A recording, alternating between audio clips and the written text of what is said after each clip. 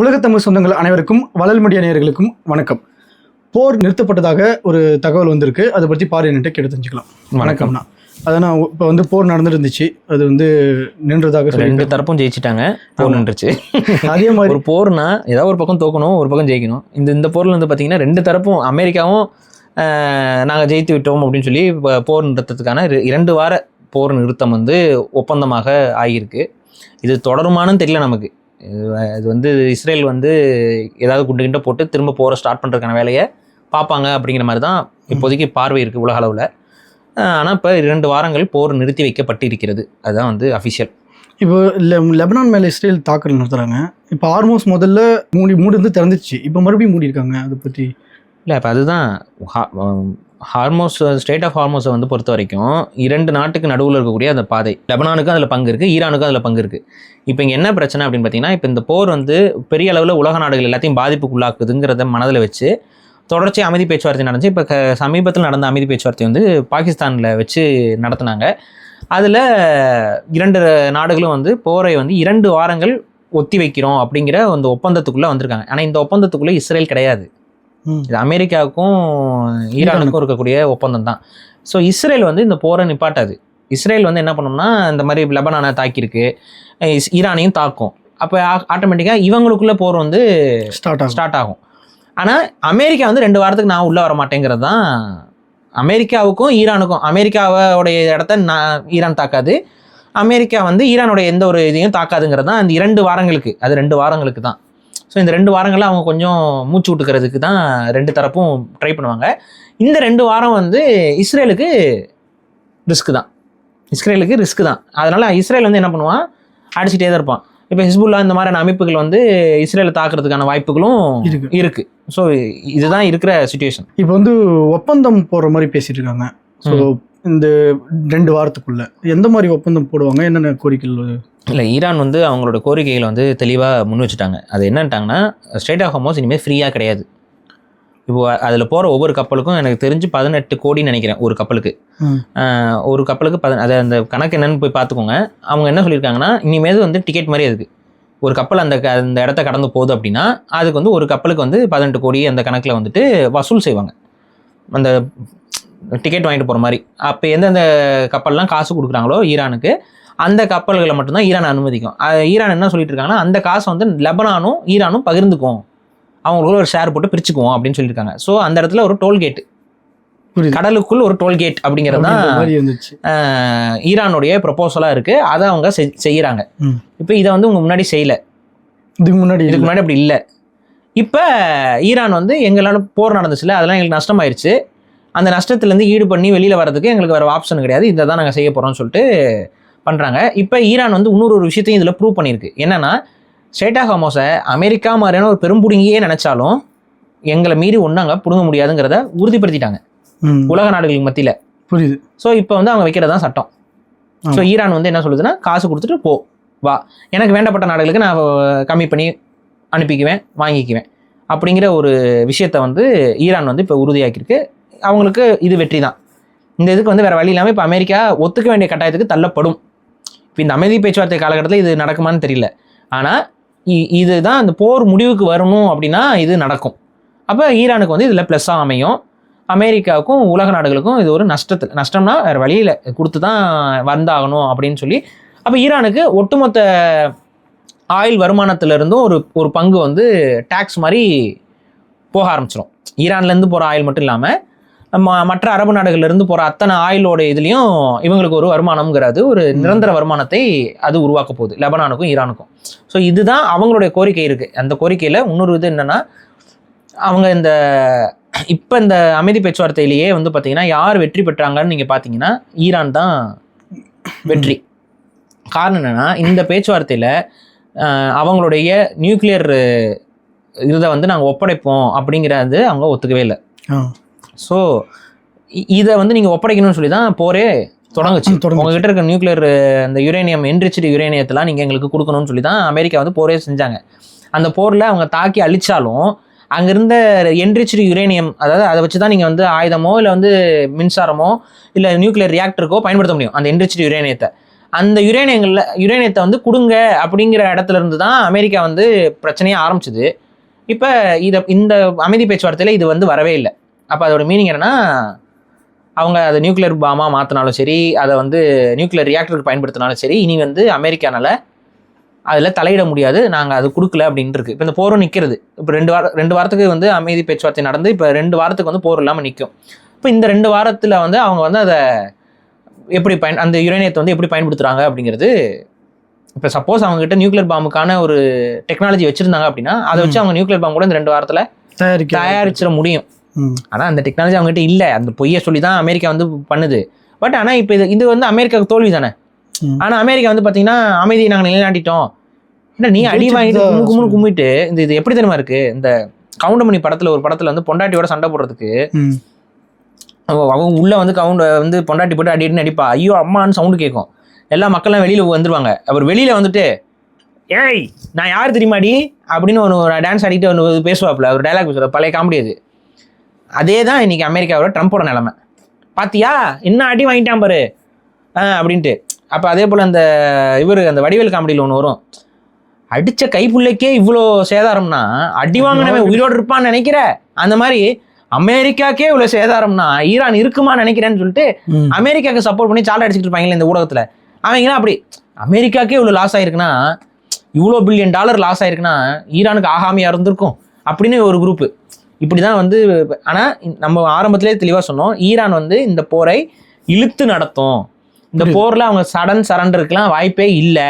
அதே போல் அமெரிக்க இராணுவமும் ஈரானை ஒரு சில நாள்லாம் முடிச்சு விட்டுற முடியாதுன்னு நம்ம தெளிவாக சொன்னோம் ஆரம்பத்திலே, போர் தொடங்குறதுக்கு முன்னாடியே சொன்னோம். அதுதான் நடந்திருக்கு. அப்போ நம்ம என்ன சொன்னோமோ இப்போ போய் பாருங்க, அந்த நேரத்தில் கண்டவனும் பேசிட்டு இருந்தான்ல, ஈரானை 2 நாளில் முடித்து விடுவார்கள், ஈரானில் மக்கள் எல்லாம் 1-2 கம்யூனி அரசை வந்து வீழ்த்தி விடுவார்கள் பேசிட்டு இருந்தாங்கல்ல. இப்போ அவன் என்ன பேசியிருக்கான்னு போய் பாருங்க, அன்னைக்கு நம்ம என்ன பேசியிருக்கோன்னு பாருங்க, என்ன நடந்திருக்குன்னு போய் பாருங்க. உண்மையிலே வெற்றி யாருக்குண்ணா? இப்போ 2 பக்கமுமே இங்க பாருங்க, அமெரிக்க மக்கள் போர் வேண்டாம், அமெரிக்க மக்கள் போர் வேண்டாம், ட்ரம்ப் பதவி விலகணும்னு போராட்டம் பண்ண ஆரம்பிச்சிட்டாங்க. அமெரிக்க மக்கள் போராட்டம் பண்ண ஆரம்பிச்சிட்டாங்க. ட்ரம்ப் வந்து எப்ஸ்டீன் ஃபைல்ஸில் மாட்டியிருக்காப்புல, பெண்கள் இந்த குழந்தைகளை வந்து பெடோஃபைல் அவருன்னு சொல்லிட்டு அமெரிக்க மக்கள் ட்ரம்ப்புக்கு எதிராக போர்க்கொடி தூக்கிட்டு இருக்காங்க. இப்போ அமெரிக்க அரசாங்கம் என்ன அறிவிச்சதுன்னா, ஒரு சில தினங்களுக்கு முன்னாடி பார்த்தீங்களா, பாஸ்டர்டு கீஸ்டர்லாம் போட்டு ட்ரம்ப் வந்து ஒரு அசிங்கமாக ஒரு எந்த ஒரு அதிபரும் பேசாத அளவுக்கு ஒரு பேச்சை வந்து பேசியிருந்தார். அதுக்கு ஒரு ட்விஸ்ட்டு நான் சொல்கிறேன், அதுக்கு அவங்க ஈரான் வந்து பதில் கொடுத்துருந்தாங்க, நான் சொல்கிறேன். அந்த பாஸ்டர்டுலாம் பாஸ்டர்ட்னா அப்பம்பேர் தெரியாதவன், அப்பம்பேர் தெரியாத கூட்டமாக இருக்கிறாங்கன்னு சொல்லிட்டு ஈரானிய மக்களை வந்து பேசியிருக்காப்புல. பேசிட்டு ஈரானுங்கிற அந்த சிவிலைசேஷனையே நான் அழிச்சிருவேன், அது ஒட்டுமொத்த நாகரிகத்தையுமே அழிச்சிருவோம் அப்படிங்கிற மாதிரி மிரட்டல். அந்த நாடு வந்து மீண்டெழுத முடியாத மாதிரி அந்த நாட்டுடைய பாலங்கள், அந்த நாட்டுடைய வளங்கள் எல்லாத்தையும் நாங்கள் அழிக்க போகிறோம் அப்படின்னு சொல்லி அறிவிச்சிருந்தாப்புல. மக்கள் என்ன பண்ணாங்க தெரியுமா, ஈரான் மக்கள் அந்த இடத்துல கூட்டமாக போய் சேர ஆரம்பித்தாங்க. பாலங்கள்லையும் அந்த எந்தெந்த இடத்துலலாம் தாக்குதல் நடத்தோம்னு அமெரிக்கா சொல்லிச்சோ அந்த இடத்துல எல்லாம் ஈரான் மக்கள் போயிட்டு உட்கார ஆரம்பிச்சாங்க. பெண்களும் ஆண்களும் சேர்ந்து உட்கார ஆரம்பிச்சாங்க.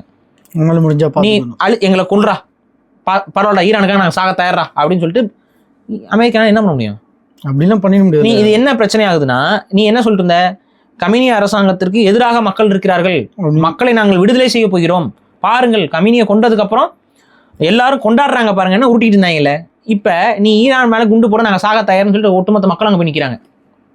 அந்த கூட்டங்கள் நிற்குது, அதை வீடியோ எடுத்து உலக செய்திகளில் டெலிகாஸ்ட் ஆகுது. அமெரிக்காவுக்கு பிஞ்ச செருப்பு தூக்கி அடித்த மாதிரி மூஞ்சி வச்சுக்கிட்டு எங்கே போய் மூஞ்சி வைப்பாங்க, என்னடா பிஞ்ச செருப்பை பிச்சு பிச்சு அடிக்கிறீங்களே அப்படின்னு சொல்லிட்டு அவன் போய் ஓரமாக உட்காந்துட்டான். என்ன பண்ணுறது தெரியல. ட்ரம்ப்பும் இப்படி குட்டிக்கான அடிச்சு பார்த்தாரு, என்னது யாரும் கைத்தட்ட மாட்டேங்கிறான், இந்த பக்கம் குட்டிக்கான அடிச்சு பார்த்தாரு, அப்பயும் அவனும் கைத்தட்ட மாட்டேங்கிறான். என்னடா நம்ம குரங்கு மாதிரி மாறி மாறி குட்டிக்கான அடிக்கிறோம், ஒரு நாள் போரில் ஜெயிச்சிட்டோங்கிறோம், ஒரு நாள் போருக்கு எல்லாரும் உதவுங்கிறோம், உதவலைன்னா நான் மிரட்டுறேன் அப்படிங்கிறான். ஏண்டா நீ கேட்கறது பிச்சை, மித்த நாடுகள்லாம் உள்ள வந்து உதவி செய்யணும்னு பிச்சை எடுக்கிற, அதில் மிரட்டி வேறு பிச்சை எடுக்கிறான். மம்மி வாடின்னு பிச்சை எடுப்பாங்களே அந்த மாதிரி நேட்டோ வாடிங்கிறான். வர முடியாது போடான்னு சொன்னோன்னே நேட்டோவுக்கு முதுகெலும்பு இல்லை, நேட்டோ வந்து இப்போ பொம்மை சிங்கம்னு பேசிக்கிட்டு இருக்கேன், நான் பார்த்துக்கிறேன் நேட்டோவை அப்படின்னு. இது என்ன மாதிரியான ஒரு டிப்ளமசி? ட்ரம்ப்போடைய ஒட்டுமொத்த நம்பகத்தன்மையும் ட்ரம்ப்போடைய ஒட்டுமொத்த இமேஜும் வந்து புஷ்வான மாதிரி புஷ்ன்னு போயிடுச்சு. அவரோட முடி மாறி, அவரோட மயிர் இருக்கும் பார்த்துருக்கீங்களா, ட்ரம்ப்போட மயிர், அந்த ட்ரம்ப்போட மயிர் எப்படி இருக்குமோ அது மாதிரி அவரோட கெரியர் வந்து இப்படி ஒரு மாதிரி ஆயிடுச்சு. அப்படி போயிட்டாரு மனுஷன். இப்போ வந்து என்ன பண்ணுறதுன்னு தெரியல. அப்போ வேறு வழியில் அமைதி பேச்சுவார்த்தைக்கு போனோம். ஆனால் அமைதி பேச்சுவார்த்தையை வந்து எப்படி நம்ம இனிஷியேட் பண்ணுறது அப்படிங்கிற ஒரு இதில் இப்போ சமீபத்தில் வந்து பார்த்திங்கன்னா சில ஜென்ரல்கள் வந்து பதவி நீக்கம் செய்யப்பட்டிருக்காங்க. அமெரிக்க இராணுவ ஜெனரல் அதிகாரிகள் அவங்க வந்து பதவி நீக்கம் செஞ்சுருக்காங்க. சில பேர் வந்து வாலண்டியராக விலகியிருக்காங்க. இதை நீங்கள் பார்த்துருப்பீங்க. இதுக்கு பின்னாடி ஒரு பெரிய ஒரு காமெடி இருக்குது.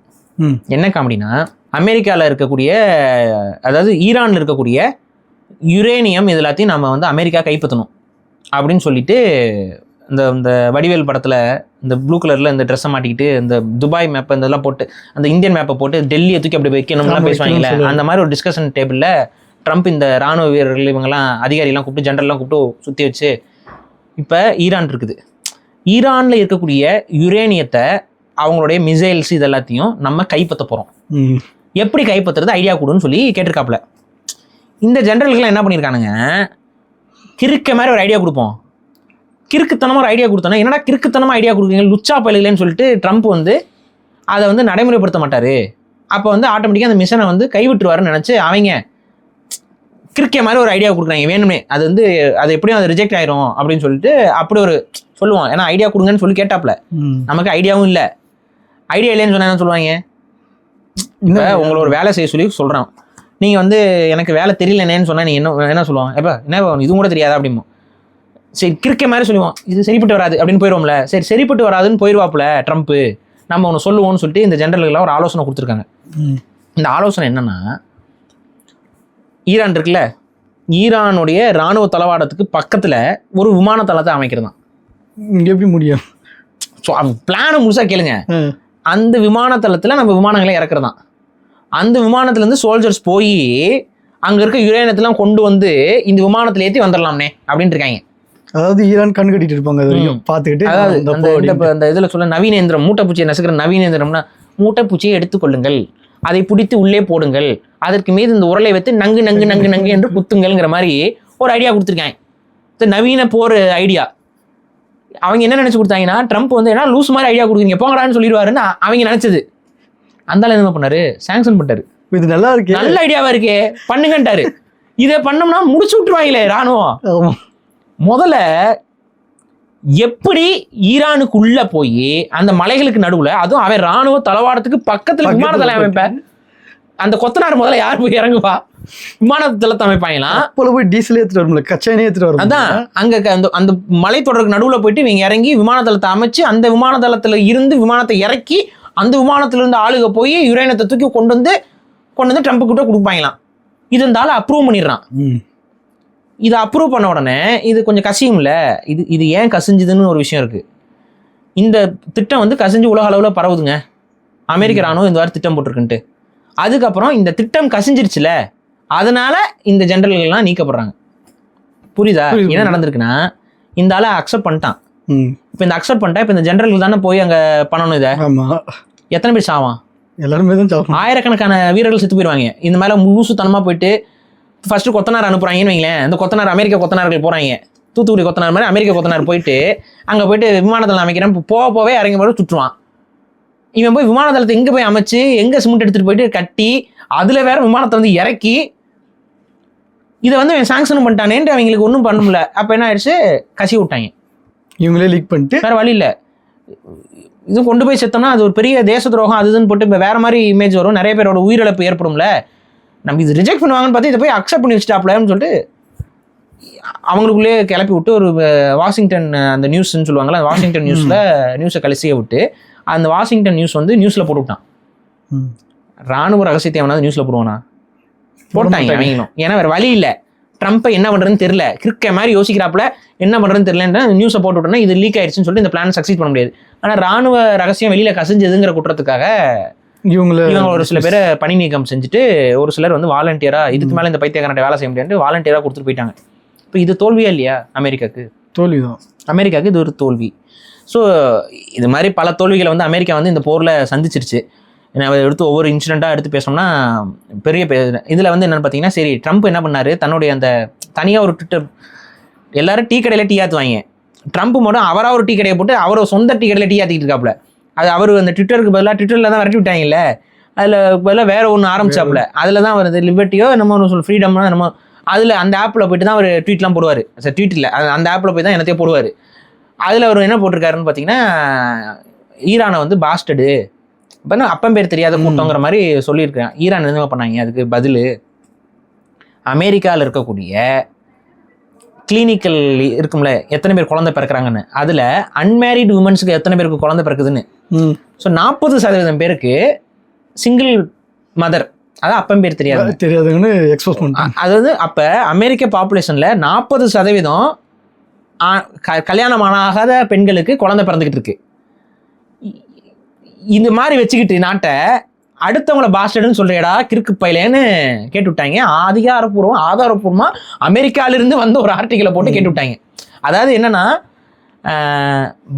அப்பன் பேர் தெரியாதவன் ஹென்ஸ் ப்ரூவ்டு அப்படின்னு சொல்லி அமெரிக்காவை ப்ரூவ் பண்ணி விட்டாங்க. உண்மையாவே அமெரிக்கா வந்து பாஸ்டர்ட்ஸ் அப்படிங்கிற மாதிரி ஈரான் வந்து கலாச்சி விட்டு போயிடுச்சு. அது மாதிரி சோத்து அடி வாங்கிச்சு, சேத்துல அடி வாங்கிச்சுங்கிற மாதிரி ராணுவ ரீதியாகவே அடி வாங்கியாச்சு. சரி நம்ம சைக்கலாஜிக்கல் மிஷன்ஸ்லாம் பண்ணுவோம் அப்படின்னு சொல்லிட்டு மிரட்டுறது உருட்டுறதுன்னு பண்ணி பார்த்தாங்க. அதுலேயும் வந்து கிழிஞ்சு தொங்க விட்டாங்க. ஈரான் தரப்புல இருந்து பேசுகிற அத்தனை பேரும் வந்து நாங்கள் போற முடிக்கிற ஐடியால இல்லை, அவங்க மாறவே இல்லை, இப்போ வரைக்கும் மாறல. இப்போ நீங்கள் கேட்குறீங்கன்னா சரி ஏதோ கஷ்டப்படுறீங்க, ஏதோ ரொம்ப நாளாக 2 வாரமாக ஏதோ சரி 2 வாரத்துக்கு ஏதோ கொஞ்சம் விடுப்பு வேணுமா லீவ் எடுத்துக்கோங்க. As you are suffering from financial loss, take some leave, 2 வாரம் கழிச்சு சண்டைக்கு வான்னு சொல்லிட்டு அவன் ஒரு மாதிரி இவன் வேற மாதிரி டீல் பண்ணுறான்டா அப்படிங்கிற மாதிரி ஆகிப்போச்சது. ஸோ ஈரான் வந்து வச்சு செஞ்சு விட்டுருச்சு அமெரிக்காவை. அமெரிக்காவுக்கு வரலாற்றில் ஏற்பட்ட மிகப்பெரிய காரி துப்பல் இது. அமெரிக்கா வந்து இனிமேல் நம்ம ஒரு கிறுக்கை மாதிரி போயிட்டு எல்லா பக்கமும் மூக்கம் நுழைக்கக்கூடாது அப்படின்ட்டு. ஏன்னா உலக நாடுகள் எல்லாமே அமெரிக்காவுக்கு எதிராக மறைமுகமாக நின்ட்டாங்க. நேட்டோவும் உள்ள வரல, ஒன்றும் வரல, ஐநா மன்றம் எதுவுமே உள்ள வரல. நீ ஏன் என்னமோ பைத்தியக்காரத்தனம் பண்ண, நீ ஏன் அந்த பைத்தியக்காரத்தனம் பண்ணிக்கணும்னு சொல்லிட்டு எல்லாம் ஒதுங்கிட்டாங்க. ஸோ இதுதான் இப்போதைக்கு இருக்கிறது. இப்போ 2 வாரத்துக்கு அமைதி சூழல். இதில் வந்து ஒரு சில நாட்டு கப்பல்களுக்கு வந்து அது ஈரான் அனுமதிக்கிற நாடுகளுக்கு கட்டணம் கம்மியாகும்னு நினைக்கிறேன். மற்ற நாடுகளுடைய கப்பல் எல்லாத்துக்குமே கட்டணம் வந்து வசூலிக்கப்பட்டு டோல் பூத் மாதிரி, அது டோல்கேட் மாதிரி செயல்படும். அங்கே வந்து கப்பல் வர வர ஒவ்வொரு கப்பலுக்கும் காசு கொடுத்து தான் அது நடக்க போகுது. இதுதான் இப்போ மூடி இருக்காங்களே லெபனான் மேல அட்டாக் பண்ணக்கூடாதுன்னு சொல்லி. அதுதான் இப்போ இஸ்ரேல் பண்ணுது. இஸ்ரேல் பண்ணும்போது அது ஒரு டெம்பரரியா நிற்கும், அதுக்கப்புறம் திரும்ப அதான் திறந்து விடுறோம்னு தான் சொல்லியிருக்காங்க. ஸோ மோஸ்ட்லி வந்துட்டு இருக்குங்க கப்பல்கள்லாம். இப்போ கச்சா எண்ணெயும் எல்பிஜியும் நம்மளுக்கு ஓரளவுக்கு பிரச்சனை இல்லை. இதில் என்ன பிரச்சனைனா, கப்பல் வருது பார்த்தீங்களா, அந்த கப்பலோட வேகம் என்ன நினைக்கிறீங்க? கப்பலோடைய வேகம் என்ன இருக்கும்? பொறுமையாக தான் வரும். அது வந்து பார்த்தீங்கன்னா சைக்கிள் வேகம். சைக்கிள் ஓட்டுறீங்கல்ல, சைக்கிள் எவ்வளோ வேகமாக ஓட்டுவீங்க? மிஞ்சி போனால் 20 கிலோமீட்டர் வேகம், 15 கிலோமீட்டர் வேகம், 15 கிலோமீட்டர் 20 கிலோமீட்டர் வேகத்தில் தானே சைக்கிள் ஓட்டுவீங்க. அந்த ஸ்பீடில் தான் அந்த கப்பல் வரும். இப்போ நீங்கள் இப்படி யோசிங்க, ஒரு நாள் முழுக்க நீங்கள் வந்து சைக்கிள் ஓட்டுறீங்கன்னு வைங்க, தமிழ்நாட்டில் எவ்வளோ தூரம் ட்ராவல் பண்ணி முடிப்பீங்க? 15 கிலோமீட்டருக்கு போனால் கொஞ்சம் தான் போக முடியும். ஒரு நாள் ஃபுல்லாக ஓட்டினாவே ஒரு டாட்டு தான் உங்களால் தமிழ்நாட்டிலேயே ட்ராவல் பண்ண மேப்பில் பார்த்தீங்கன்னா ஒரு டாட்டு தான் வைக்க முடியும். அந்த இடத்துல தான் ட்ராவல் பண்ணியிருப்பீங்க. இப்போ இந்திய மேப்பு, அப்புறம் இந்த டைம் கால்குலேட் பண்ணி பாருங்கள், கப்பல் வர்றதுக்கு எவ்வளோ நாள் ஆகும் அப்படின்னு. ஸோ அப்படி ஊர்ந்து தான் அந்த கப்பல்கள் வந்துக்கிட்டே இருக்கும், கண்டினியூவாக வந்துட்டு இருக்கும் கப்பல். சரியா, மெதுவாக தான் வரும், சைக்கிள் வேகத்தில் தான் வரும். அப்போ என்ன ஆகும்னு பார்த்தீங்கன்னா, இன்றைக்கி இந்த ஏற்பட்ட பாதிப்பு இருக்குல்ல, இந்த பாதிப்பை நீங்கள் உணர்றதுக்கே தடைப்பட்ட கப்பல்கள் அந்த சான்ஸே வந்து பார்த்தீங்கன்னா லேட்டாக தான் இப்போ பிரதிபலிக்கும். ஸோ இப்போ வந்து இப்போ கப்பல்கள் அனுமதிச்சாங்க கூட கொஞ்சம் நாள் கழிச்சு தான், ஒரு 15 நாள் 20 நாள் கழிச்சு தான் அந்த கப்பல்கள் வந்து இங்கே ரீச் அவுட்டே ஆகும். அதே மாதிரி போர் நடக்கிற டைமில் தடைக்கு முன்னாடி இருந்த கப்பல்கள்லாம் வந்துகிட்டே இருந்துச்சு, இந்தியாவுக்கு மற்ற நாடுகளுக்குலாம் போய்கிட்டே இருந்துச்சு. ஏன்னா நடுவில் ட்ராவலில் இருந்துச்சு. அப்போ நின்னதுக்கப்புறம் அந்த ஒரு கேப் வரும்ல, அந்த கேப்பை ஒவ்வொரு நாடும் ஒவ்வொரு டைமில் அனுபவிக்கும். இந்தியா வந்து இப்போ தேர்தல் பிரச்சாரம் போய்கிட்டு இருக்கனால முடிஞ்ச வரைக்கும் கட்டுப்படுத்திக்கிட்டு இருக்கிறாங்க. ஆனால் கண்டிப்பாக இதுக்கான அந்த பிரச்சனையை வந்து நம்மளும் ஃபேஸ் பண்ணுவோம். அது அந்த பாதிப்பு வரும், அடிக்கும். அது நீங்கள் வேணால் பார்த்துக்கிட்டே நடக்கும். இப்போ இந்த சாக்கு வச்சு சென்ட்ரல் கவர்மெண்ட் என்ன பண்ணுன்னா பிஎன்ஜி வீட்டுக்கு வீடு கொடுக்கலான்ற மாதிரி போகுது. அது சரியா இருக்கிற திட்டமா இல்லை அதனால ஏதாவது மக்களுக்கு ஏதாவது பிரச்சனை இருக்குமா? இல்லை, பிஎன்ஜி வந்து வீட்டுக்கு வீடு கொடுக்கறதுங்கிறது வந்து இந்தியா மாதிரியான நாட்டில் நகர்ப்புறங்களில் மட்டும்தான் சாத்தியம். நகர்ப்புறங்களே சென்னையிலேயே வந்து எல்லா பக்கமும் அது பண்ண முடியாது. இப்போ பிஎன்ஜி கனெக்ஷன் ஆல்ரெடி எங்கெங்கே இருக்குது? பெரிய பெரிய அப்பார்ட்மெண்ட்ஸில் இருக்குது. பெரிய பெரிய அப்பார்ட்மெண்ட்டில் இப்போ பிஎன்ஜி தான், எல்பிஜி கேஸ் சிலிண்டர்ஸ் இது பண்ணுறதில்ல. அது நீங்கள் பரவாயில்ல வர வச்சுக்கலாம். பட் ஆனால் எல்லா அப்பார்ட்மெண்ட்லேயுமே வந்து பார்த்தீங்கன்னா பிஎன்ஜி கனெக்ஷன் தான் கொடுத்துருப்பாங்க. அதில் அவங்க வந்து பில்லு கட்டிகிட்டு இருப்பாங்க. அதில் இன்னும் நிறைய பிரச்சனைகள் இருக்குது. இந்தியா மாதிரியான இடத்துல அதோட குவாலிட்டிலாம் கரெக்டாக மெயின்டைன் பண்ணுறாங்களான்னு பார்க்கணும். அது எங்கேயாவது லீக் ஆச்சுன்னா அதுக்கு விபத்தாகும். அந்த மாதிரி நிறைய விஷயங்கள் இருக்குது. இந்தியா மாதிரியான நாடுகளுக்கு அந்த பிஎன்ஜி கனெக்ஷன் வந்து எந்த அளவுக்கு சேஃபான ஒரு சைடாக இருக்கும். பெரிய மக்கள் தொகை அதிகம், மக்கள் தொகை அதிகம். ரெண்டாவது வந்து இந்த குவாலிட்டி ஆஃப் லைஃப் வந்து ரொம்ப கம்மியாக இருக்குது இந்தியாவில். ஸோ குவாலிட்டி ஆஃப் லைஃப் கம்மியாக இருக்கனால இதுக்கான செலவு பண்ணுறது, அதுலலாம் ஊழல் நடக்கும். அதில் நம்மளே வந்து என்ன பண்ணுவோம், சரி இந்த பைப்பு போடுறதுக்கு இவ்வளோ செலவாகுது, இந்த பிராண்டு போட்டால் இந்த கொஞ்சம் காசு கம்மினா எல்லா கம்பெனிக்காரன் என்ன பண்ணுவான், அப்பார்ட்மெண்ட் கட்டுறவன் என்ன பண்ணுவான், அப்போ அவ்வளோ பெரிய சிலிண்டர் உள்ளே இருக்கும், பெரிய சிலிண்டரில் இருக்கும் பிஎன்ஜி. அதுலேருந்து ப்ரெஷர் வந்து அதிகமாகவும் இருக்கும். ஸோ அந்த ப்ரெஷர் அதிகமாக இருக்கக்கூடிய அந்த கேஸில் வந்து ஒழுங்காக அவங்க சாத்தாமைக்கு தான் போனால் அந்த பிரச்சனைகள். ஒரு கேஸ் சிலிண்டர் அப்படின்னா இது எவ்வளோ பெரிய இது, எவ்வளோ கேஸ் வந்து வெளியில் தள்ளிடும். ஸோ இந்த மாதிரியான அதுக்கெலாம் சிஸ்டம்லாம், ஆட்டோமேட்டிக் சிஸ்டம்லாம் இருக்குது. ஆனால் என்னதான் இருந்தாலும் அது வந்து நகர்ப்புறங்களுக்கு, அதுவும் இந்த நகர்ப்புறங்களில் இந்த பெரிய பெரிய அப்பார்ட்மெண்ட்ஸுக்கு ஓகே, அதுக்குன்னு ஒரு சென்ட்ரல் கண்ட்ரோல் யூனிட் அதெல்லாம் வச்சு பண்ணிகிட்டு இருப்பாங்க. எவ்வளோ வீட்டுக்கு எவ்வளோ போகுது, அளவுக்கு அதிகமாக ஒரு வீட்டுக்கு போச்சுன்னா அதுவே லாக் பண்ணும். ஸோ இந்த மாதிரியான சிஸ்டம்லாம் வச்சு அதை பண்ணுறாங்க. ஆனால் இதை வந்து எல்லா பக்கம் சாமானிய மக்களுக்கு எப்படி நீங்கள் கொண்டு வருவீங்க? ஒருத்தன் வீடு எங்கேயோ இருக்கும், இன்னொருத்த வீடு எங்கேயோ இருக்கும். எப்படி நீங்கள் அந்த கேஸ் கனெக்ஷன் கொடுப்பீங்க? நடுவில் எவனாவது ஒருத்தன் வந்து வெட்டி அதை எடுத்து வண்டிக்குள்ளே போட்டுட்ருப்பான். என்ன பண்ணுவீங்க? இங்கே பண்ணுவாங்களா, பண்ண மாட்டாங்க. இங்கே வண்டி ஒரு 10 நிமிஷம் வெளியே நிப்பாட்டினாவே உள்ள டியூப் எடுத்து பெட்ரோல் திருடுறாங்க. இதில் வந்து இந்த கேஸ்லாம் நீங்கள் நிலத்துக்கடியெல்லாம் போட்டு விட்டீங்கன்னா என்ன பண்ணுவான், நடுவில் ஒரு இடத்துல அவனே ஒரு டேப் வச்சுக்கிட்டு அவன் அந்த பக்கம் வந்து வண்டியை காரை நிப்பாட்டி ஃபில் பண்ணிட்டு போயிட்டு இருப்பான். கரெக்டா? ஸோ அதனால இதெல்லாம் வந்து இந்தியா மாதிரியான நாடுகளுக்கு பெரிய அளவு பண்ண முடியாது. அப்பார்ட்மெண்ட்ஸுக்கு அதை வந்து இனிஷியேட் பண்ணி கொண்டு வந்திருக்காங்க. ஆல்ரெடி சில ரூல்ஸ்லாம் கொண்டு வந்துட்டாங்க. இப்போ புதுசாக நீங்கள் எந்த அப்பார்ட்மெண்ட் போனீங்கனாலும் பிஎன்ஜி தான், பிஎன்ஜி கனெக்ஷன் இருக்கும் அதில். இப்போ அப்படி தான் வந்து தமிழ்நாட்டிலாம் அப்படி தான் இருக்குது. இப்போ அதை நான் சொல்கிறது வந்து இப்போ இந்த கடந்த ஒரு 5 வருஷமாக நீங்கள் கட்டுற அப்பார்ட்மெண்ட் எல்லாத்துலேயுமே பிஎன்ஜி தான். எல்பிஜி கேஸ் சிலிண்டருங்கிறது வந்து ஆப்ஷனல் மாதிரி தான் பண்ணிகிட்டு இருக்கிறாங்க. சிலர் வாங்கிக்குவாங்க, சிலர் வாங்காமல் இருக்காங்க, அப்படி தான் இருக்குது. இதே இது எல்லா பக்கமும் அப்படிங்கிறது வந்து எனக்கு தெரிஞ்சு இந்தியாவில் சாத்தியப்படாது. அதே மாதிரி இந்த போர் நடந்துட்டு டைமில் கோல்டு ரேட்டு கொஞ்சம் இறங்கிட்டுச்சு. இப்போ இதுக்கப்புறம் ஏறுமா இறங்குமான்ற சந்தேகம் மக்களுக்கு இருக்குது. கோல்டு ரேட்டு ஃப்ளக்சுவேஷனில் இருக்குங்க இப்போ. ஆனால் போர் சூழல் இருக்கும்போதெல்லாம் கோல்டு ரேட்டு ஏறும் தான்.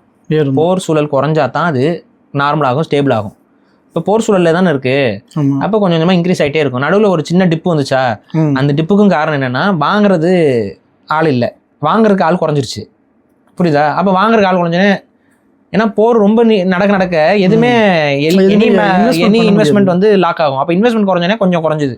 அப்போ திரும்ப எல்லாம் குறைஞ்சோன்னே எல்லாரும் போய் வாங்க போய் திரும்ப அது டபக்குன்னு ஏறிக்கிச்சு. அவ்வளோதான் விஷயம். அது 10 ரூபா என்னமோ குறைஞ்சது நினைக்கிறேன். 10,000 ரூபா குறைஞ்சதா, ஒரு பவுனுக்கு 10,000 ரூபா குறைஞ்சது. அதுக்கப்புறம் திரும்ப அது ஏறிக்கிச்சு. இதில் தான் நடக்கும். இப்போ வந்து அமெரிக்கா வந்து இப்போ போரை நிறுத்துமா இல்லை திரும்ப தொடங்குமா? 2 வாரம் டைம் இருக்கு. இந்த 2 வாரம் டைமுக்கு அப்புறம் இஸ்ரேலோடைய நடவடிக்கையை பொறுத்து தான் இந்த போர் வந்து நீடிக்குமா முடியுமான்னு தோணும். இஸ்ரேல் வந்து போரை தொடர்ந்து நடத்துறதுக்கு தான் வேலையை பார்க்கும். இஸ்ரேலோட லாபியில் அந்த போர் தொடர்ந்து நடக்கும்போது இஸ்ரேல் வந்து செருப்படி வாங்கும். இஸ்ரேல் ஈரான்கிட்ட வந்து அடி வாங்கும்போது ஆட்டோமேட்டிக்காக திரும்ப அமெரிக்கா வந்து உள்ளே வரும். இன்னொன்று பாருங்கள், எந்த ஒரு அமைதி பேச்சுவார்த்தையுமே அமெரிக்கா இது வரைக்கும் மதிச்சதே கிடையாது. அமைதி பேச்சுவார்த்தையில் இருப்பாங்க, வந்து குண்டை தூக்கி போடுறதா இருக்கட்டும், சண்டையை போடுறதா இருக்கட்டும், அது அமெரிக்கா தான் பண்ணும். ஸோ பேசிக்காக வந்துட்டு இதுதான் விஷயம். இப்போ வந்து இஸ்ரேல் வந்து லெபனான் அட்டாக் பண்ணுறாங்க, அதான் அந்த அவங்களுக்குள்ள ஒரு பிரச்சனையால். ஆனால் இதுக்காக ஈரான் வந்து இந்த ஆல்மோஸ்ட் மூடி வைக்கிறதுன்றது கரெக்டாக இருக்குமா? வேறு வழி இல்லைங்க ஈரானுக்கு. ஈரானுடைய துருப்பு சீட்டே ஸ்ட்ரெய்ட் ஆஃப் ஹார்மோஸ் தான். அதை நிப்பாட்டினா தான் உலக நாடுகள் வந்து பதறி வந்து லாக் பண்ணுவாங்க.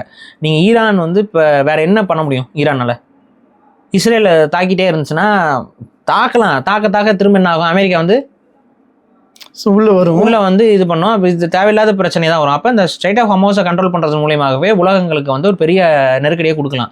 அப்போ எல்லாரும் நம்ம என்ன இவன் மூடுறேன்னு சொன்னோன்னா ஆட்டோமேட்டிக்காக இஸ்ரேல் நோக்கி மற்ற நாடுகள் என்ன சொல்கிறாங்க, அரே அமைதி பேச்சுவார்த்தை நீ ஏன்டா தாக்குற அப்படின்னு சொல்லி அவனை லாக் பண்ணுறாங்கல்ல. ஸோ இதுக்காக தான் அது பண்ணுறாங்க.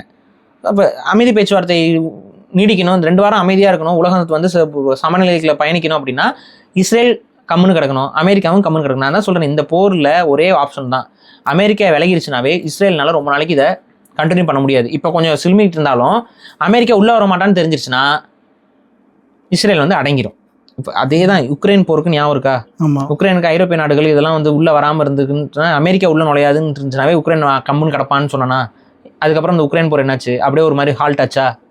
அமெரிக்கா இப்போ வரைக்கும் உள்ளே வரல, அதனால கொஞ்சம் ஹால்ட்டாக இருக்கா? இப்போ அமெரிக்கா உள்ளே வந்தானா திரும்ப உக்ரைன் குதிக்கும், உயின்னு. அவ்வளோதான் விஷயம். இங்கே பிரச்சனைக்கான அடிப்படை காரணமே அமெரிக்கா தான். அமெரிக்காங்கிற இந்த எரியிற கட்டையை தூக்கி ஒதுக்கி விட்டோம்னா எல்லாமே தானாக அணைஞ்சு போயிருங்கிறது தான் நம்ம சொல்கிறோம். இப்போ பாகிஸ்தான் தான் போரை வந்து நிறுத்தத்துக்காக முயற்சி பண்ணாங்க அப்படின்னு திமுக சொல்லுதா? இல்லை அவர் தான் வந்து பாகிஸ்தானுடைய அதிபர் தான். பாகிஸ்தான் வந்து அமெரிக்காவுடைய பப்பட்.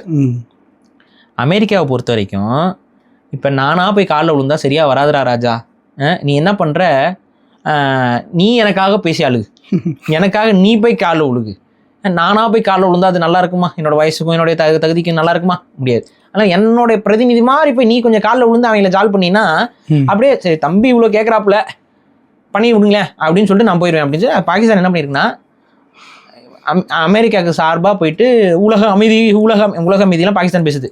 உலக அமைதி கெட்டு போயிடும், உலக அமைதிக்காக இப்போ ப்ளீஸ் தயவு செஞ்சு பண்ணுங்க அப்படின்னு சொல்லிலாம் கெஞ்சி இருக்கு. உடனே வந்துட்டு சரிப்பா நீ வந்து வேண்டப்பட்டவனா போயிட்ட, நீ முஸ்லீமாக போயிட்ட, ரொம்ப கெஞ்சுற. அது இல்லாமல் பாகிஸ்தானுக்கு பெரிய பாதிப்பு. உங்களுக்கே தெரியும் பாகிஸ்தானுக்கு இந்த ஸ்ட்ரைட் ஆஃப் ஹார்மஸ் லாக் ஆகிறதுனால பெரிய பாதிப்பு. இந்தியாவோடவே பாகிஸ்தானுக்கு தான் பெரிய பாதிப்பு. அப்போ இப்போ பெட்ரோல் எல்லாம் குப்புன்னு ஏறிடுச்சு பாகிஸ்தானில், பார்த்துருப்பீங்க. அப்போ பாகிஸ்தான் வந்து எங்களுக்கு ரொம்ப பொருளாதார நெருக்கடிலாம் இருக்குது, நீங்கள் கொஞ்சம் பார்த்து செய்யுங்க, நாங்களும் முஸ்லாமியர்கள், நாங்கள் இங்கேயும் வந்து பார்த்தீங்கன்னா பல பேர் வந்து இருக்கிறோம், அதனால் கொஞ்சம் பார்த்து பண்ணுங்க அப்படின்னு சொல்லி அவங்க கெஞ்சிருக்காங்க போல. இதெல்லாம் கெஞ்சோடனே இந்த பேச்சுவார்த்தையை இனிஷியேட் பண்ண வைக்கிறது அமெரிக்கா, பாகிஸ்தானை முன்னுக்கு தள்ளி. இப்போ பாகிஸ்தான் கெஞ்சி கேட்டதுனால அப்போ ட்ரம்ப் என்ன சொல்லிக்காரு, நம்மளோட நட்பு நாடாக இருக்கக்கூடிய பாகிஸ்தானுடைய கோரிக்கைக்கு இணங்க பாகிஸ்தான் இவ்வளோ கெஞ்சி கூத்தாடி கேட்டதுனால நம்ம வேற வழி இல்லாமல் அப்படிங்கிற மாதிரி அவருக்கும் பிரச்சனை இல்லையா, மீசையில் மண்ணோட்டில் மாதிரியா. ஈரானும் வந்துட்டு அவங்களும் கேட்ட மாதிரியும் இருக்காது. ஸோ 2 பேருக்குமே நியூட்ரலாக ஒருத்தன் வந்து காலில் விழுந்தான் அப்படிங்கிற கான்செப்டில் இதை கொண்டு போகிறதுக்காக பாகிஸ்தானை தேர்வு பண்ணி கொடுத்ததே அமெரிக்கா தான். புரியுதா? அமெரிக்காவுக்கு ஃபேவரான ஒரு நாட்டை வச்சு நீ போய் கெஞ்சிட்டு பேசிக்கா அமெரிக்கா தோத்து போச்சு. இதை ஒத்துக்க மாட்டாங்க அவங்க, அவ்வளோதான் ஒத்துக்க மாட்டாங்க. பட் ஆனால் தெரியுதா ஏன்னா கண்ணில் கலங்குது அப்படின்னா அது வழி வேறு டிபார்ட்மெண்ட் அப்படின்னு அவங்க பண்ணிட்டு இருக்காங்க. ஸோ இதுதான் நடந்திருக்கு. சரி, நான் இப்போ லாக்டவுன் வர மாதிரி இருக்குன்னு சொல்லியிருந்தீங்க இல்லையா, இப்போ இந்த மாதிரி சூழ்நிலை லாக்டவுன் வர வாய்ப்பு இருக்குமா? எப்படி? தேர்தல் முடிகிற வரைக்கும் நீங்கள் பயப்பட தேவையில்லை, வராது. தேர்தல் முடிஞ்சதுக்கு அப்புறம் தான் எல்லா ஆபத்தும் நமக்கு இருக்குது. ஸோ தேர்தல் வரைக்கும் மூச்சு விட்டுக்கோங்க. முடிஞ்ச வரைக்கும் தேர்தல் வரைக்கும் எந்த பிரச்சனையும் வராது. தேர்தல் முடிஞ்சும் இந்த போர் தொடர்ந்துட்டு இருக்குதுன்னா லாக்டவுனுங்கிற சென்ஸ் கிடையாது. அது நான் தான் சொல்கிறேன்ல, லாக்டவுன் வந்து நோய்க்கு அந்த டைமில் வந்து வேறு மாதிரி எல்லாரும் வீட்டுக்குள்ள. இப்போ என்ன சொல்லுவாங்கன்னா வெளியில் ட்ராவல் பண்ணுறதுக்குலாம் சில ரெஸ்ட்ரிக்ஷன்ஸ் கொண்டு வருவாங்க, சில பெட்ரோல் வாங்குற முறைகளில் ரெஸ்ட்ரிக்ஷன் கொண்டு வந்து அது மாதிரி அந்த மாதிரி ஒரு நடைமுறையை கொண்டு வருவாங்க. அது ஒரு விதமான ஒரு லாக்டவுனாக மாறும். எடுத்தவங்க ஒத்தனும் போக முடியாது வர முடியாதுங்கிற அந்த சுச்சுவேஷன் வரும். இத்தனை கிலோமீட்டருக்கு மேலே, அதாவது வண்டிகளுக்கு வந்து இவ்வளோ லிட்டருக்கு மேலே கொடுக்க மாட்டோம் அப்படிங்கிற மாதிரியான ஒரு ரெஸ்ட்ரிக்ஷன் வரலாம். வெளியூருக்கு போகிற மாதிரி டேங்க் ஃபில் பண்ணணும் அப்படிலாம் கேட்கும் பொழுது அதுக்கான ப்ராப்பரான அந்த ஏதாவது ஒரு எமர்ஜென்சி இதுக்கான அது ஏதாவது கவர்மெண்ட் பெர்மிஷன் இருந்தால் தான் ஃபில் பண்ணுற மாதிரி. இதெல்லாம் எப்போ நடக்கும்னா இப்போ இந்த 2 வார கால அமைதி இல்லை, இந்த 2 வார கால அமைதி வந்து நீடிக்கலை, அதுக்குள்ளே நடுவில் திரும்ப எதுவும் பிரச்சனை வந்து அவங்க திரும்ப பிரச்சனையாகவே போகுது, அப்படியே கண்டினியூ ஆகி கூட வந்து எலெக்ஷன் முடிஞ்சிருச்சு அப்படின்னா அதுக்கப்புறம் அவங்க அது நடத்துறதுக்கான வாய்ப்புகள் நிறைய இருக்குது. போர் தொடர்ந்து நடந்ததுன்னா நிச்சயம். இப்போ பாருங்க விலையும் கூட பெருசா இங்க வந்து ஃபிளக்சுவேட் ஆகலைன்னா தேர்தலுக்காக தான் பல்ல கடிச்சிட்டு இருக்காங்க. மற்ற நாடுகள்லாம் பெட்ரோல் விலை ஏறுது, இந்தியாவுக்குன்னா தேர்தல்னால இப்போ தேர்தல் டைம்ல பெட்ரோல் ஏறுனா பிஜேபிக்கு பாதிக்கும். அதனால பிஜேபி வந்து பல்ல கடிச்சு அதான் இவ்வளவு சம்பாதிக்க இவ்வளவு விட்டோம்ல கம்முன்னு கடை இப்போ கொஞ்ச நாளைக்கு அப்படின்னு சொல்லி இப்போ அவங்க சொல்லி வச்சிருக்காங்க. அந்த அடிப்படையில் பல்ல கடிச்சிட்டு இருக்காங்களே ஒழிய தேர்தல் முடியட்டும் எல்லாமே தலைகளாக மாறும். இவ்வளோதான் விஷயம். இப்போ அமெரிக்கா வந்து இப்போ அடி வாங்கிடுச்சு, இப்போ இவங்க திருந்துவாங்களா இல்லை மறுபடியும் ஏதாவது பண்ணுவாங்களா? மற்ற சின்ன நாடுகள் மேலே இப்போ பட்ஜெட் ஏற்றிருக்காங்க, கவனிச்சிங்களா? அமெரிக்கா வந்து தன்னோட ராணுவ பட்ஜெட் ஏற்றிருக்கு. ஏன்னா பத்தலை. இப்போ அவங்களுக்கு எல்லாம் தெரிஞ்சிருச்சு. இப்போ இந்த மாதிரி நம்ம நாட்டோட போகும்போது நம்மளோட பலவீனங்கள் என்னென்னு அவங்களுக்கும் தெரிஞ்சிருக்கும். இப்போ பலம் என்ன பலவீனம் என்னன்னு தெரிஞ்சிருக்கும்ல. நம்ம ஒரு பெரிய நாடாக இருக்கிறோம், பெரிய ராணுவ பலம் கொண்டவங்களா இருக்கும். அப்போ ஒரு நாட்டை போய் அடிக்க போகும்போது பத்தலை, இதுவே பத்தலை அப்படின்னா இன்னும் கொஞ்சம் நம்ம இன்வெஸ்ட்மெண்ட் பண்ணணும், நமக்கு இன்னும் கொஞ்சம் பட்ஜெட் ஏற்றணும்னு சொல்லி ராணுவ பட்ஜெட்டை பல பில்லியன் டாலர் வந்து அவங்க இன்க்ரீஸ் பண்ணியிருக்காங்க.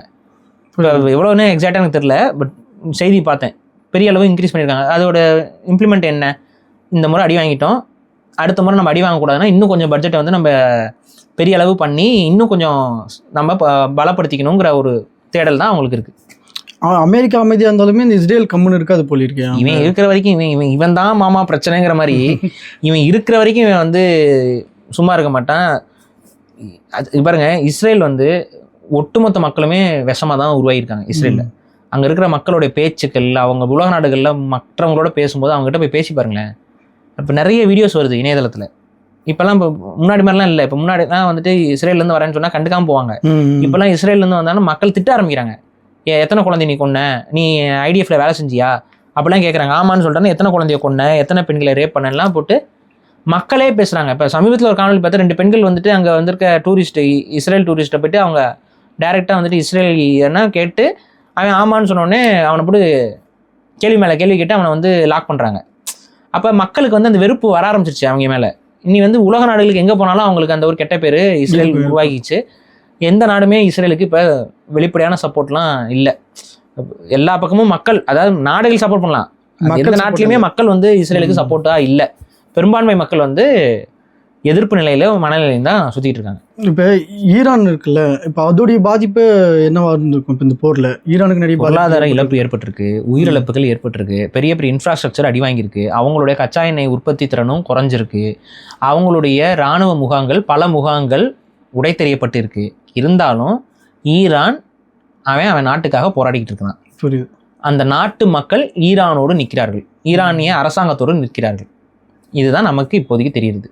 அவங்க ஜெயிப்பாங்க தோப்பாங்கங்கிறத நம்ம உறுதிட்டு சொல்ல முடியாது. ஆனால் அவங்க நாட்டு மக்களுக்காக உண்மையாக நிற்கிறார்கள். அந்த மக்களும் அந்த அரசாங்கத்திற்கு ஆதரவாக நிற்கிறார்கள் என்பது தான் இன்னைக்கு தெளிவாக புரிஞ்சுது. அதனால தான் அங்கே இவ்வளோ பெரிய நெருக்கடி வந்து மக்கள் வந்து அந்த அரசாங்கத்திற்கு துணை இதை வந்து நீங்கள் சும்மா இந்த அமெரிக்க ஊடகங்களை விட்டுருங்க. நார்மலாக யூடியூப் பண்ணுறவங்க, நார்மலாக விளாகிங் பண்ணுறவங்களாம் ஈரானுக்குள்ளே இருந்துக்கிட்டு வீடியோஸ்லாம் எடுத்து போட்டுட்டு இருக்காங்க இணையதளங்களில்.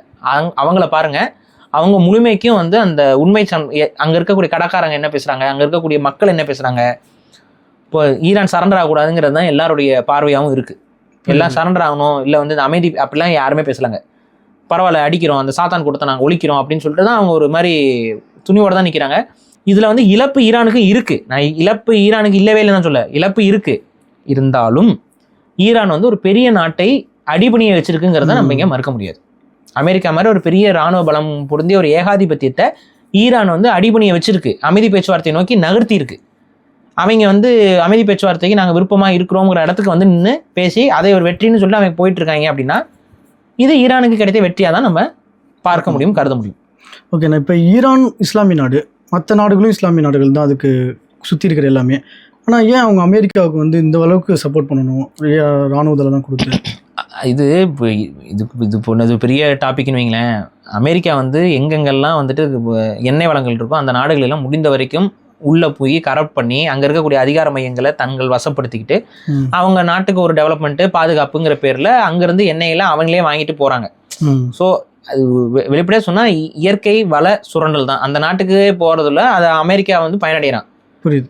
இது வந்து ஒரு விதத்தில் அந்த நாடு, எந்த நாடுகள்லாம் அமெரிக்காவுக்கு வந்து கச்சா எண்ணெயை வந்து அவங்க எடுத்துக்கிறதுக்கு இன்வெஸ்ட்மெண்ட்டுக்கு போட்டு பண்ணுறாங்களோ அவங்கெல்லாம் அவங்களுடைய எண்ணெய் வளங்களை அவங்களே தாரை வார்த்து கொடுப்பது தான் நிதர்சனம். இதுக்கு எதிராக எந்த தலைவர் யார் பேசி அந்த நாட்டுடைய பொருளாதாரத்தை நமக்கு நாட்டு மக்களுக்கு பயன்படணும்னு பேசினாவே அவங்கள காலி பண்ணி விட்டுருவாங்க. புரியல? கடாஃபியா இருக்கட்டும், கடாஃபி என்ன சொன்னார், இங்கே எண்ணெய் வளம் இருக்கிற வரைக்கும் எடுத்துகிட்டு இருப்பான், எண்ணெய் வளம் தீர்ந்துச்சுன்னா நீ உனக்கு என்ன இருக்கும், வெறும் பாலைவனம் தானே மிஞ்சுன்னு சொல்லியிருக்காரு. அப்போ நீ என்ன பண்ணுற, எண்ணெய் வளம் போனதுக்கப்புறம் நம்ம நாட்டில் தங்கம் இருந்துச்சுன்னா நம்ம பொழைச்சிக்குவோம். அப்போ எண்ணெயை நீ தங்கத்தில் வாங்குன்னு சொன்னார் அவர். ஆமாம் சொன்னார். கோல்டில் கொண்டு வந்து வாங்கு, நீ டாலர் பேப்பர் கொடுக்காத, இந்த பேப்பர் குப்பையை வச்சு நான் என்ன பண்ணுறது, சரி தங்கத்தில் வாங்க. அப்போ அட்லீஸ்ட் எண்ணெய் தீர்ந்ததுக்கப்புறம் நம்மக்கிட்ட தங்கம் இருக்கும் நம்ம நாட்டில் அப்படின்னு அவர் யோசிச்சார். என்ன பண்ணாங்க, போட்டு தள்ளினாங்க. சதாம் ஹுசேன் என்ன பண்ணார், சதாம் ஹுசேனை பொறுத்த வரைக்கும் டாலருக்கு நான் விற்க மாட்டேன் அப்படின்னாரு. டாலருக்கு நான் விற்க மாட்டேன் அப்படின்னு சொல்லிட்டு அவர் என்ன பண்ணாங்க, முடிச்சு விட்டாங்க. அது அவருக்கு என்ன சொன்னாங்க, கெமிக்கல் பாம்பு வச்சிருக்காரு. இப்போ ஈரானுக்கு என்ன சொல்கிறாங்க, அணு ஆயுதம் வச்சுருக்காங்க. இவ்வளோதான் விஷயம். அவங்கள பொறுத்த வரைக்கும் அங்கே மிடில் ஈஸ்ட்டை முழுக்க டாமினேட் பண்ணோம்னா எண்ணெய் வளம், எண்ணெயை வச்சு உலக பொருளாதாரம் இயங்குற வரைக்கும் மிடில் ஈஸ்ட் வந்து அமைதியாக இருக்காது. உள்ள அரபு நாடுகள் அமைதியாக இருக்காது. சரி, இப்போ நீங்கள் கோல்டுக்காக நம்மள்ட்டுக்குமே இந்த மாதிரியான பிரச்சனை வரும், அது ஃபியூச்சரில் வரும் அப்படின்னு சொல்லியிருந்தீங்களே. ஸோ என்னன்னா இப்போ அந்த மாதிரி வரும்போது நம்ம எப்படி தயாராக இருக்கணும், நம்ம எப்படி தயாராக எப்படி இருப்போம், நம்ம அரசாங்கம் தான் அதெல்லாம் பார்க்கணும். அரசாங்கம் தான் நம்மகிட்ட இருந்தே பிடுங்கும், ஃபியூச்சரில் நடக்கும். நம்ம வீடுகளில் இருக்கக்கூடிய தங்கங்கள், நம்ம குடும்பங்களில் இருக்கக்கூடிய தங்கங்கள்லாம் அரசாங்கம் ஒரு காலத்தில் பிடுங்கும். அது என்றைக்கு நடக்கும்லாம் என்னால் சொல்ல முடியாது. புரியுது. ஆனால் அதை நோக்கி நகர்வார்கள். ஏன்னா தங்கம் வந்து, தங்கத்துக்கான மார்க்கெட் வந்து இன்னும் இருக்குது. தங்கத்தில் அரசாங்கத்துக்கிட்ட இருக்கிறத விட அதிகமான தங்கம் இந்தியர்கள்ட்ட மக்கள்கிட்ட கிடக்கு. இப்போ இதை எப்படியாவது அரசாங்கத்தோட கட்டுப்பாட்டுக்குள்ளே கொண்டு வரணும். அப்போ தான் இந்த பொருளாதாரம் இதெல்லாம் இந்த இலுமினாட்டி கும்பலோட பிளான் அது. அப்போ கண்டிப்பாக அவன் என்ன பண்ணுவான், இங்கே இருக்க தங்கத்தை எப்படியாவது பிடுங்கணும்னு பார்ப்பான். ஆல்ரெடி பிஜேபி கவர்மெண்ட் வந்த புதுசில் ஒரு ரூல் அந்த மாதிரி கொண்டு வரக்கு ட்ரை பண்ணாங்க. எல்லாரும் வந்து கண்டனம் தெரிவிச்சுன்னா அப்படியே அதை கண்டுக்காம கடந்து போயிட்டாங்க. ஒரு கல்யாணமான பொண்ணு இவ்வளோதான் தங்க வச்சுக்கணும் அப்படிலாம் சொல்லி ஒரு ரூல்ஸை கொண்டு வரதா அரசு பெருசாக நியூஸில் வந்துச்சு. பெரிய அளவு எதிர்ப்பு வரும்னு தெரிஞ்சோன்னா அப்படியே ஆஃப் ஆகிட்டு போயிட்டாங்க. ஆனால் பட் இட் வில் ஹேப்பன். அது அந்த திட்டம் அவங்ககிட்ட இருக்குது. கண்டிப்பாக தங்கத்தை நம்ம வீட்டில் இருக்கக்கூடிய தங்கத்தை அரசாங்கம் பிடுங்கும். அது நடக்கும். அது அடுத்த பிளானாக நடக்கும். போர் நின்று இருக்குல்ல, ஒருவேளை தொடங்கினா மறுபடியும் உலக போர் அளவுக்கு போகுன்ற கணிப்பு இருக்குங்களா? இதுவே ஒரு விதமான உலக போர் தானே. உலக நாடுகளே பாதிப்புக்குள்ளாயிட்டு இருக்கு. இப்போ இதில் வந்து நாங்கள் பயந்தது என்னென்னா, அமெரிக்கா வந்து ஒரு இந்த ட்ரம்ப்பு ஏதாவது குடிப்பாருன்னு நினைக்கிறேன். நைட்டு குடிச்சோன்னே எதையாவது ஒன்று போட்டு பதிவு பண்ணி விட்டுறது. ஒரு போஸ்ட் போட்டிருந்தாப்புல, என்ன போட்டிருந்தாப்புலன்னா வந்து அந்த சிவிலைசேஷனே அழிப்பேன் அப்படின்னு சொல்லி போட்டு போஸ்ட் போட்டிருந்தாரு. அதோட மீனிங் என்ன? அணு ஆயுதத்தை பயன்படுத்துறதான் பயந்து. அப்போ அணு ஆயுதத்தை போடுறேன் அப்படின்னு சொல்லிட்டு ஆட்டோமேட்டிக்காக இப்போ ஈரான் மேலே அணு ஆயுதத்தை போடுறாங்கன்னு வைங்க.